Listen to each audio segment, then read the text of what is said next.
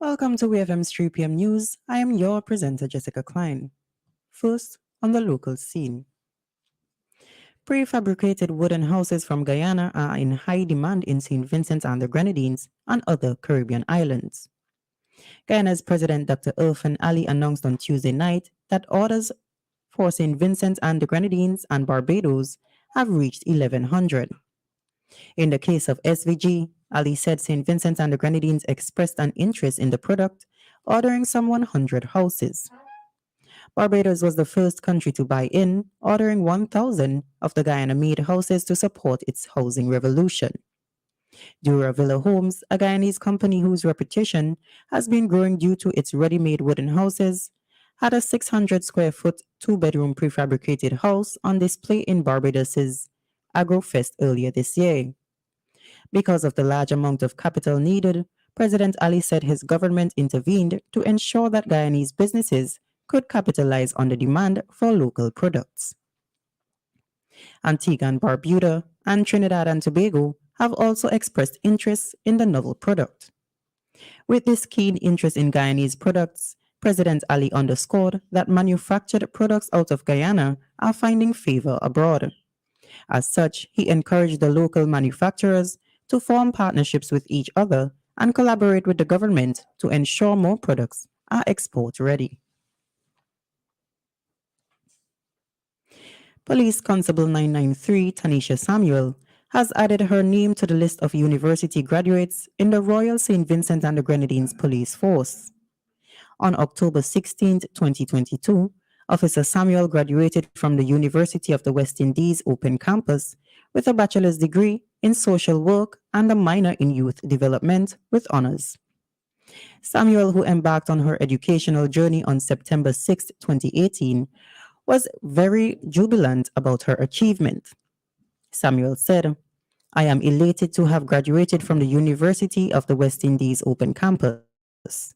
My interest in the social development and empowerment of young people, along with my enthusiasm for humanitarian work and youth development, led me to choose this area of study." Constable Samuel is currently pursuing a master's degree in forensic psychology at Monroe College King's Graduate School in St. Lucia. She is attached to the Criminal Investigations Department. Commissioner of Police Mr. Colin John and other ranks of the Royal St. Vincent and the Grenadines Police Force and the SVG Coast Guard Service extend congratulations to Chief Petty Officer Charles and Constable Samuel on their academic achievement and wish them the very best in the future. Still on the local scene, the law that brought the COVID mandate into effect last year was drafted in such a way that any government minister could change any law and declare the death penalty as the consequence. This was the argument of Cara Shillingford Marsh, lead counsel for the claimants in a lawsuit brought against the government by public sector workers fired as a result of the mandate. However, Anthony Astafan, lead counsel for the respondents, the government, countered, saying that the power given to the minister was in relation to responses to COVID-19. In presenting her case in a virtual sitting of the High Court on Tuesday, Shillingford Marsh argued before Justice Esco Henry that while it is well established that Parliament may delegate its lawmaking powers to certain authorities, such delegation must be governed by certain rules. The lawyer said the delegated powers cannot completely take over the functions of Parliament and there must be adequate supervision. On the regional scene, as countries observed December 1st as World AIDS Day, St. Lucia's Health Minister Moses Baptiste disclosed that St. Lucia recorded 8 AIDS-related deaths between January and October 31st, 2022. As of September 30th, 917 persons were living with HIV on the island. The health minister revealed that 298 persons were in care actively collecting HIV medication, 56% male and 44% female. In a message to mark World AIDS Day, Baptiste observed that HIV medication is freely available to all people with HIV from all pharmacies that distribute the medication.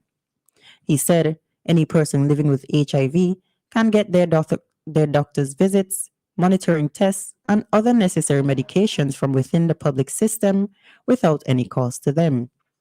He explained that people could access public services within the sexual and reproductive health clinics by calling to make an appointment or doing an emergency walk in.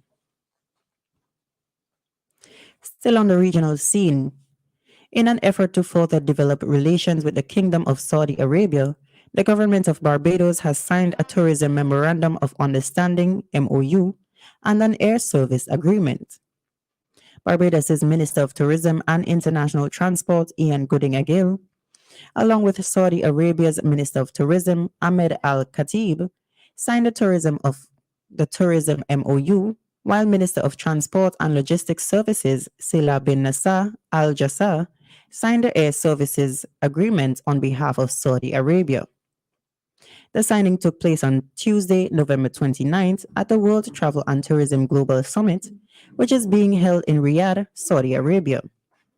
It symbolizes the growing relations between the two countries and provides the opportunity for Barbados to expand its global reach. Minister Gooding-Agil, speaking on the significance of the agreement signed, stated, "The agreement that we signed today will go a long way in furthering our ties with the Kingdom of Saudi Arabia. It will also explore opportunities for mutual cooperation between both countries in the respect of tourism." And on the international scene, a Canadian man already accused of murdering one woman has been charged by police in the city of Winnipeg in connection with three more deaths. In May of this year, police charged a 35-year-old man with killing one victim, 24-year-old Rebecca Contours. In a press conference on Thursday, investigators said they believed Mr. Skibiki is responsible for three other deaths. Winnipeg's police chief, Danny Smith, said it's always unsettling when there's any kind of a serial killing, adding these homicides are particularly disturbing as they involve Indigenous women. Morgan Beatrice Harris, age 39, was killed on or around May 1st, while Mercedes Myron, age 26, was killed on or around the 4th of May. Both women are members of the Long Plain First Nation but lived in Winnipeg. Police have yet to identify the fourth victim. They have appealed to the public for information and released photos of a reversible winter jacket that belonged to her.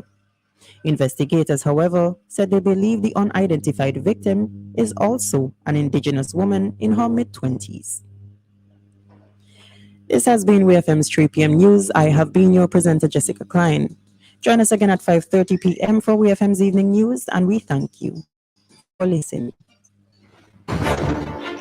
WEFM 99.9.